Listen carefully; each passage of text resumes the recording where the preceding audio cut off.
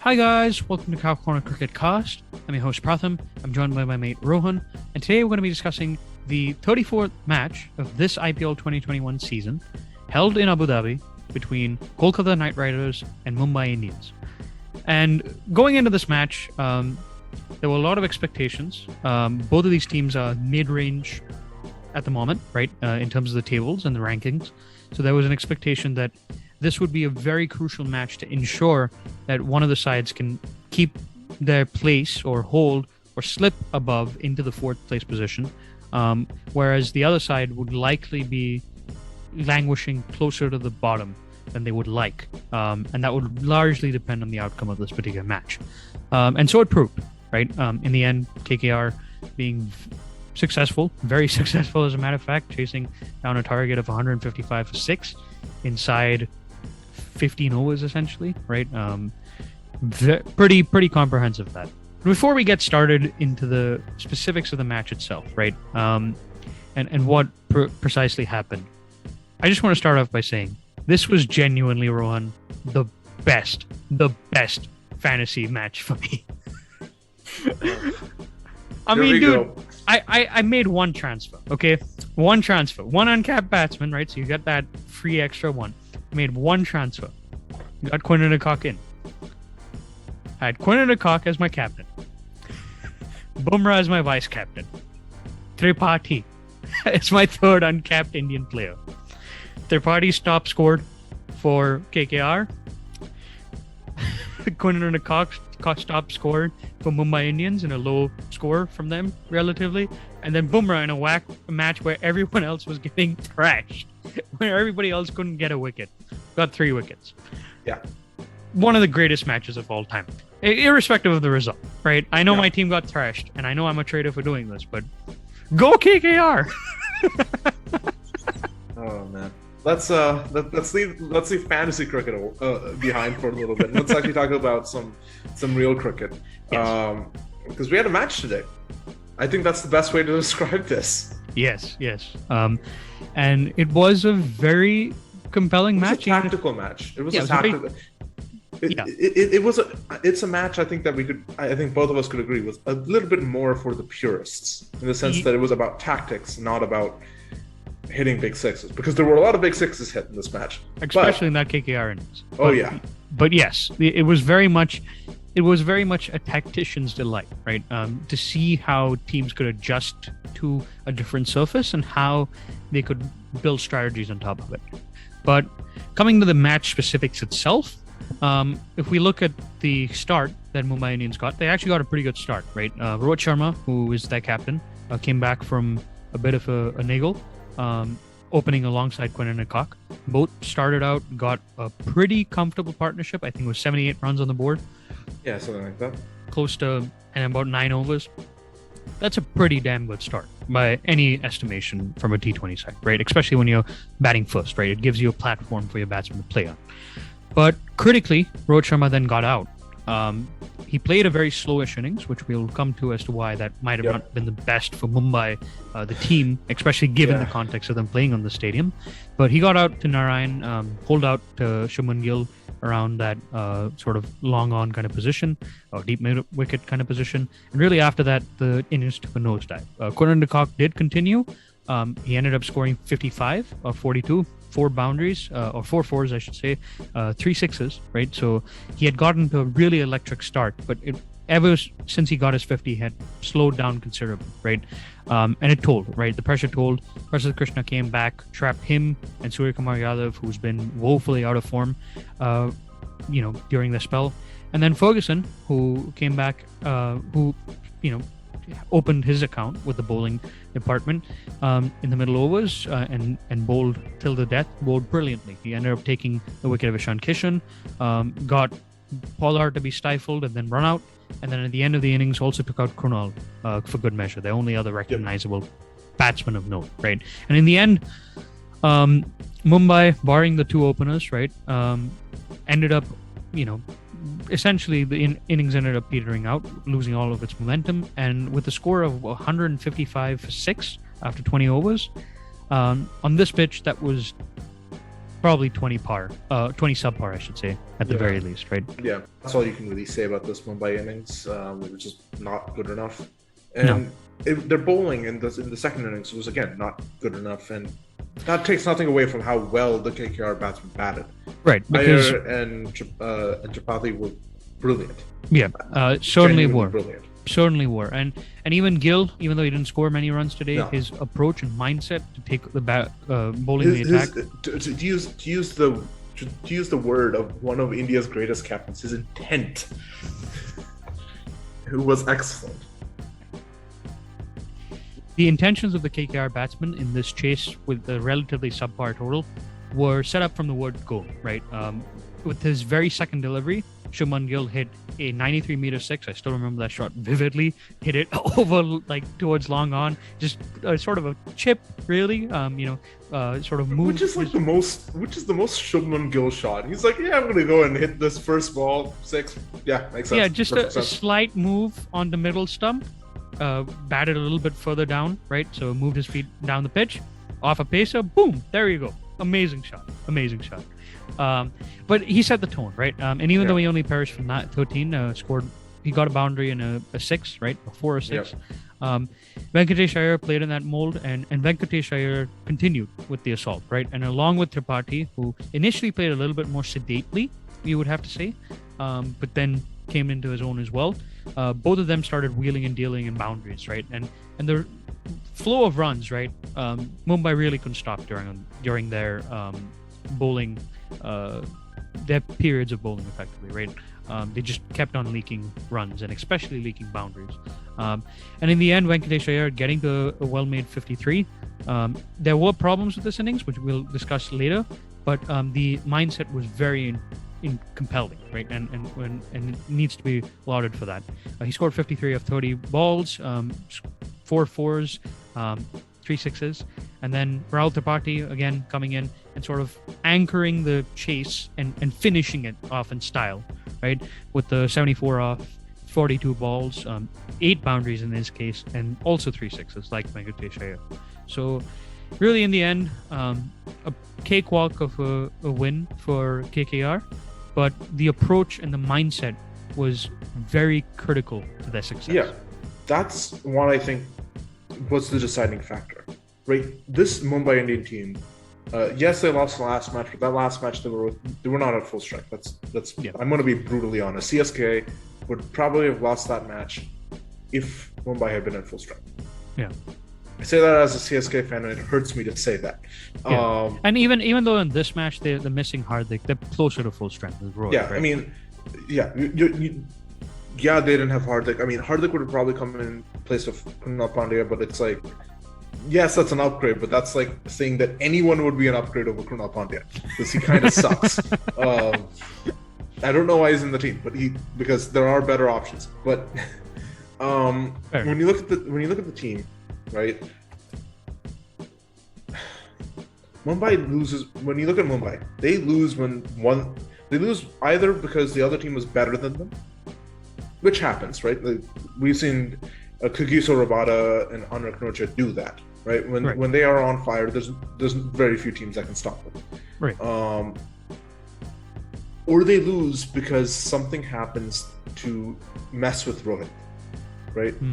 Typically, that means it's a slow, low track that turns a little bit, or doesn't turn even. It's just a slow track with some variable bounce if it doesn't. Yeah, with a little bit of variable bounce in there, and it's typically not the faster bowlers on those tracks that gives them problems. It's the slower bowlers. It screws with his approach specifically, right? Because Rohit is a conventionally slow starter, but he is one who does so specifically because most of the time he feels that he can pace an innings and accelerate accordingly, right? Right. And in this Mumbai Indian setup, he's the guy whose job it is to sort of manage the run chase, right? Right. His job or set a platform. Total. Yeah. His job is simple. It's manage the progression of the game as a batsman. Right. The problem with that is if you get in his head, you get in the head of the entire team. Because if he's under pressure, that puts everyone else under pressure. Yeah, and you could see it, right? Especially with the lack of a power hitter in Hardik at the bottom end, them recognizing that this pitch is going to be slow and largely consisting of variable bounce, which is going to make it difficult for them to hit through the line. Guys like Surya Kumar Yadav, Ishan Kishan, and so forth, who haven't been in great form anyways, but without somebody anchoring at the other end, right? And with Quinn and de Kock, even when they came in to the crease, slowing down as well, largely because of good tactics from KKR that we'll talk about, it sort of caused that sort of problem with the mindset, right? But coming back to your Rohit point, having the men out in the deep, right? Specifically the man out towards that sort of deep mid-wicket long on position, right? Yep. For Rohit off Narayan, who was bowling straight on his stumps, was a very sensible decision from Morgan. It's specifically because of batsmen like Rohit. Yeah. Who hit really big down the ground. Yeah. So if they miss time one, it's catchable.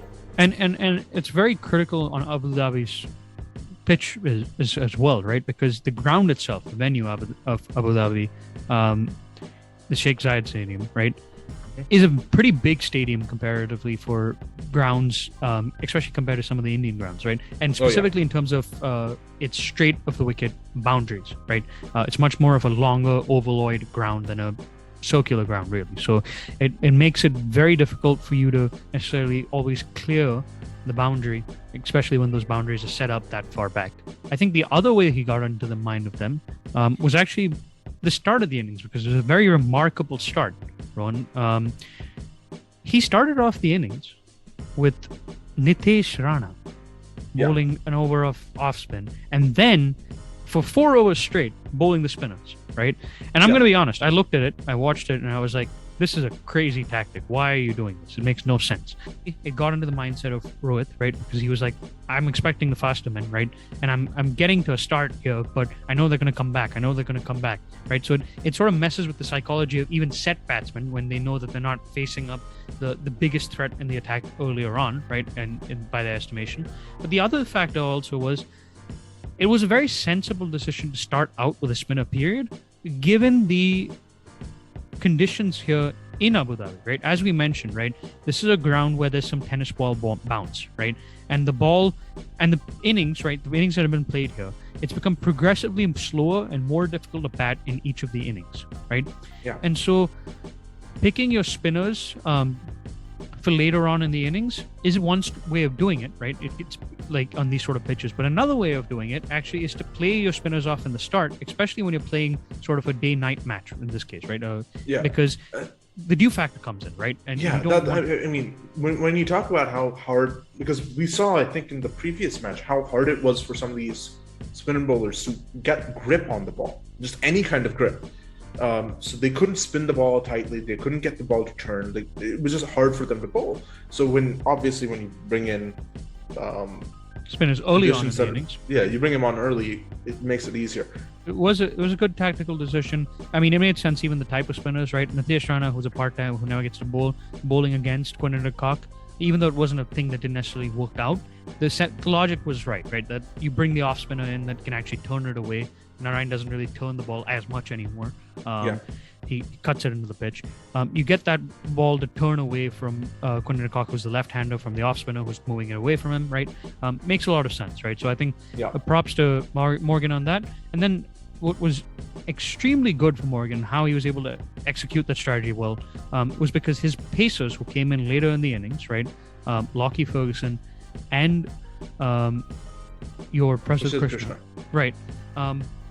They bowled excellently according to the service, right? And specifically, how do they bowl so well, right? I was trying to figure out, what was making it tick? Why were Mumbai struggling, right? Because I could sense that they were struggling once they came on. It was a combination of three factors, right? They disguised their slower balls really well. They bowled different variations of the slower balls. So somebody like Lockie can bowl the leg cutter, he can bowl the off cutter, he can also bowl the ball with the wider seam. And so all of those factors made his ball, very difficult. The slower balls very difficult to pick up, especially because he doesn't do it with any discernible change of action as compared to his faster ones, right? Which were really quick. And so when you on already a pitch which has variable bounce, right?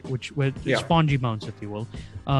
When you have a situation where you have a slower ball and then you have a faster ball, you're not able to estimate the pace of the ball, especially when the pitch is becoming progressively more difficult to time it already, right? So varying the faster ball with the slower ball as consistently as they did, right? They did it probably twice or thrice and over. They bowled the slower ball, was brilliant. And likewise with Krishna, he did the exact same thing. And then the other thing is they bowled the short ball really well, right? Yeah. And they understood that, especially the Mumbai's batsmen who like to pull, but often don't have the footwork to necessarily properly get on the back foot. Get it done. Yeah, to get it done, right? What he did so well was they bowled it outside the eye lines, right? So the short balls that were bowled right outside off stump or even on a fifth stump line, right? So it forced them to go for the pull, and that even when they weren't set. Exactly, right, and that's how Kishan Yeah. got out, and that's how some other batsmen also got out, and it was very astute planning, right? And the fields were set out for that too, right? You had the men on the full credit needs to go to that bowling innings was a team effort. That was fantastic. Yeah, that was it was incredible. yeah, like you would never expect that.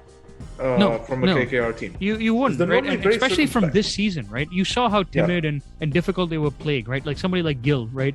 Even earlier on in the season when he was getting starts, Rana when he was getting some starts, right? They were struggling to find an opening partnership that worked for them. It had gotten to a stage where it was a guarantee by the end of match 30, which was the first half of this IPL season, you would be worried to even see them potentially getting into the playoff. Getting into the playoff, but also even not losing their first 2 wickets inside the power play, right? Yeah. But and that too while scoring 30 runs or something, really slow. But the mindset is critical, right? Because we talk about skill and ability, right? And to be honest, somebody like Venkatesh Iyer, he struggled, right? Technically, in many ways, there were a lot of flat shots that didn't hit the middle of the bat. There was, a top edge off the pull shots. I'm not really convinced of his ability to play the short ball yet. Yeah. He did struggle in terms of just getting to the sort of getting a start. Yeah. Well, I mean, he got the start, right? But he struggled to necessarily look fluent, right? Yeah. But what was impressive about him, right, was his and Gill's realization that, look, this is a slow surface. We saw what happened to Mumbai where their innings petered out because they couldn't maintain the momentum going into the 15-16 over.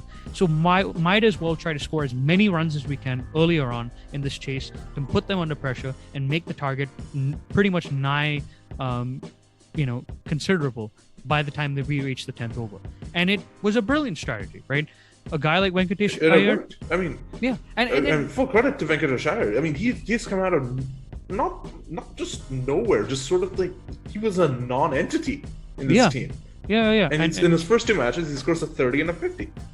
That we're sort of ignoring the man of the hour, which is Rahul Tripathi, who comes in after Gill gets out and just takes control of the game.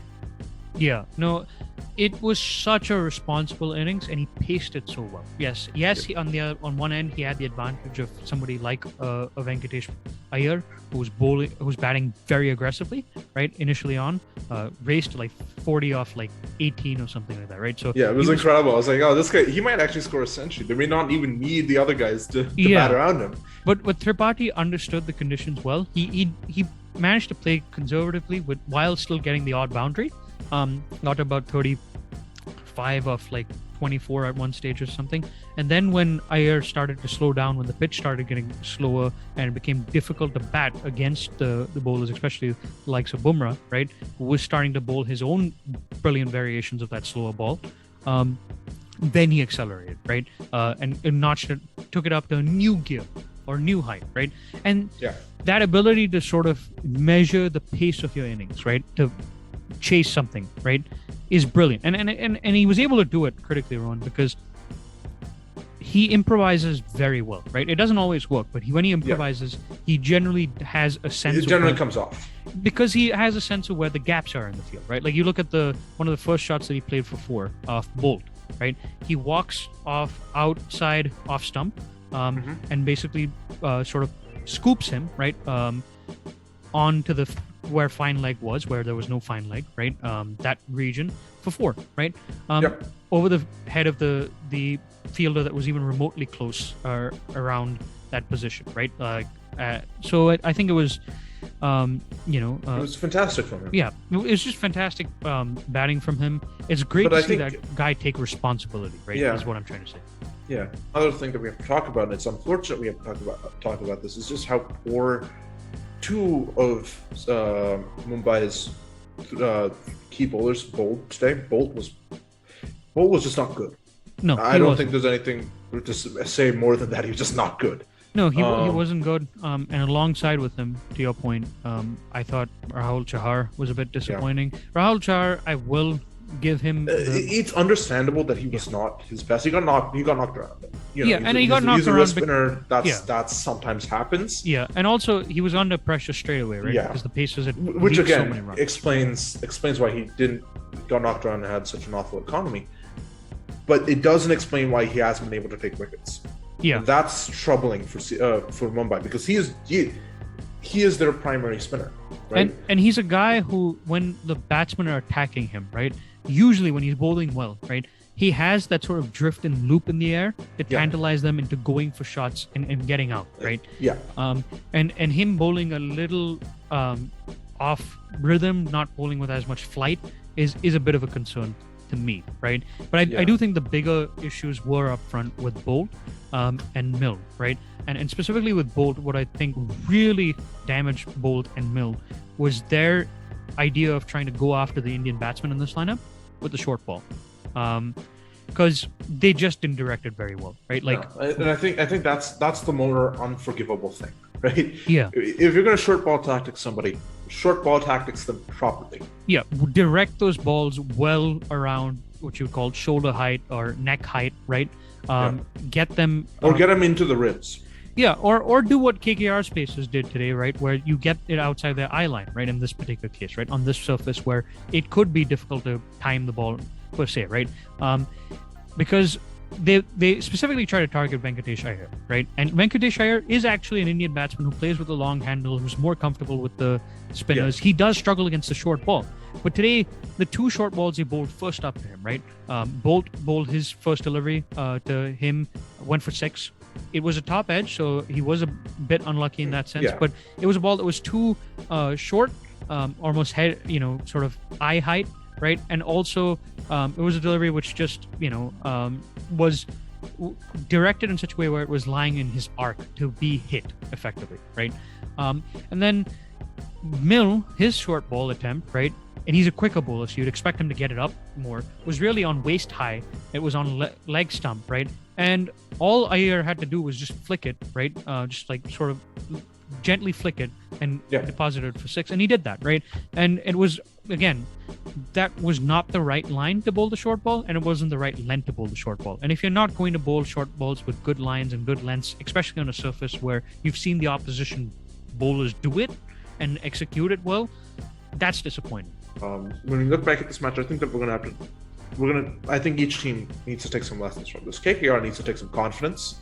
They just beat by everyone's estimation, the best team in the IPL. Yeah, the best franchise historically, and a team which was only missing one of their players, right? Hardik Pandya. It was pretty close to full strength, as you say. Yeah, right? and they have to keep this mindset up, right? I do not want to see KKR revert to, or a Gill kind of guy to revert to, like, I'm just going to get to a 35 off 30. He's too good for that. Even if he gets out for a score like today, right, where it's 13 off 9, that's good because it builds momentum for this team whose biggest issue has been that their slow or weak starts have put their middle order batsmen under way too much pressure, who are sometimes very inconsistent. When you get that good platform in, and even if you don't get a good platform in, but if your approach is, I'm going to come after the bowler, right? Yeah, once in a while, will it not work? Sure. The majority of the times, it will throw them off balance like it's doing today when you have somebody of the class of somebody like a Shubman Gill. And Venkatesh Iyer, similar, right? Go after the spinners, right? Like you've been doing. Chase them every ball down the wicket, right? Make sure that they're put under the microscope immediately, right? yeah, I want to make sure that continues for them, and I think that's the lesson, the key takeaway they have to take from this match. It works. Yeah. You've got a good anchor, Tripathi at 3, who can sort of play the stable role. It can guide you through your run chase. You just get going. You got to get into the match and score runs. Yeah. I think the other thing is from Mumbai. Now Mumbai's job is simple. You have to win by as many runs as you can put on the board, and then you also have to, bowl the other team out as cheaply as possible and score as quickly as possible, because you can't afford to have, because again, another match, they didn't have a great run rate. On that note, we'll sign off. It's been great covering this particular match. We'll be back tomorrow for a report of another match. Until then, we'll see you. Bye-bye. See you guys.